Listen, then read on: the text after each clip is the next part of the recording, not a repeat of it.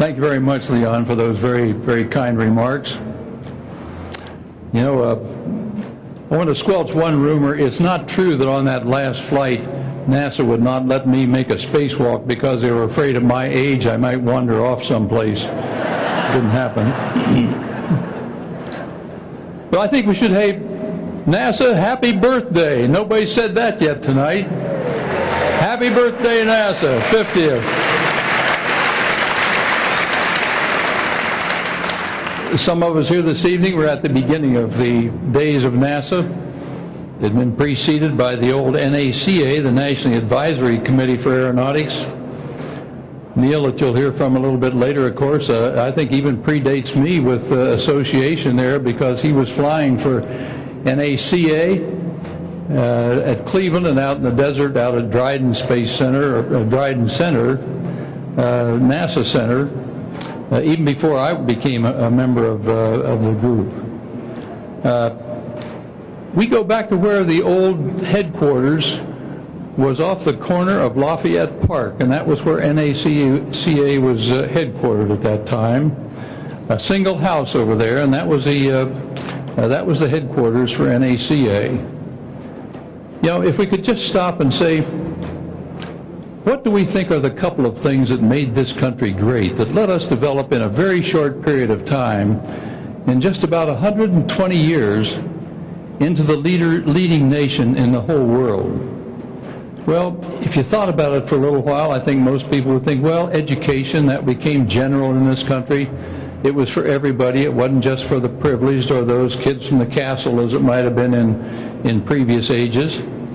But in this country, education came to be for everyone.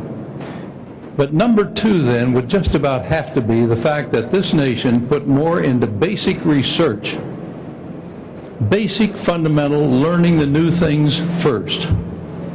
And that's what took us then from a country over here separated from most of the rest of the world, and yet we became a world leader in about 120 years. In my view, the old NACA and its subsequent successor, NASA, just exemplifies what I'm talking about with that. The Wright brothers in 1903 made the first flight when other nations were trying also, but following that, our nation decided as a government to do basic research in this new era of flight. And NACA was formed in 1915, and they looked at airfoils and aerodynamic shapes. They put wind tunnels with high and low capacity. They looked into structures. They looked into handling characteristics of airplanes and spins and all the things to do with aviation, including such things like metallurgy for engines, so they became more reliable. And then that had a spin-off of its own into such things as even made those metals available for longer-lasting plows on the farms and for new bearings for cars, so you didn't have to wait so long to break them in. And then I think what happened next was that the private investment in this country took over with what those facts were that the government had sponsored through the old NACA. We had companies come out that were like Martin and Lockheed and North American, Douglas, Northrop, Chance Vought, and of course Boeing, which became the supplier of airliners to the world and opened whole new vistas that just revolutionized world interests with their ability to take people and travel greater distances in a short period of time. And we had World War II and all the thousands upon thousands of airplanes that used that NACA data to make the world's greatest air forces in whatever service they served in.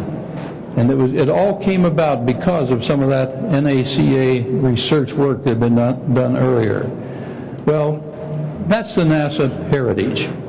NACA went out of existence after Sputnik. President Eisenhower decided that we needed somebody to get into this act ourselves. We were behind. And so it was President Eisenhower that sponsored NASA, and it became not NACA, but the National Aeronautics and Space Administration. And that was added to the other NASA missions. And so we started the manned space program about exactly 50 years ago, and it was in the depths of the Cold War.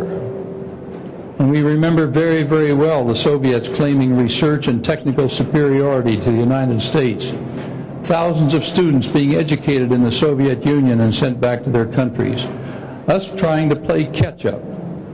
And their boosters worked, and ours too often were blowing up on the launch pads.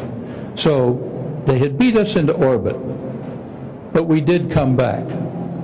And we came back in Mercury with the suborbital flight in '61, the orbital flight in '62. Gemini taught us how to rendezvous. Apollo with Neil made that incredible first step on the moon that you saw in the footprint a little while ago. I always get goosebumps every time I see that thing.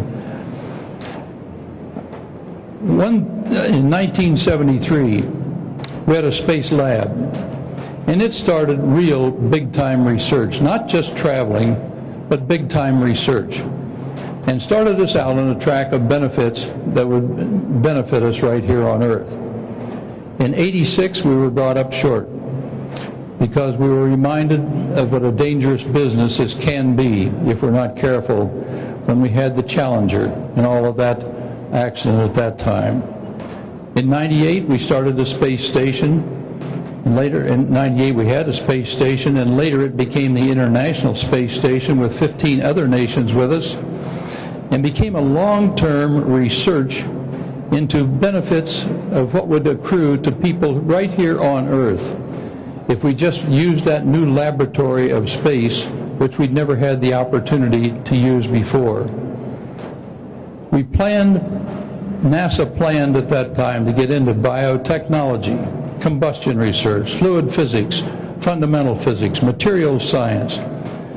But in January of '04, the President directed a new mission for NASA. It was to go to the moon and to Mars. And everybody went along with that. I went along with that, thought it was great, except for one thing. The money didn't follow. We had no plans for new money, and Mike Griffin, that you'll hear from later, was given what I viewed as an almost impossible job.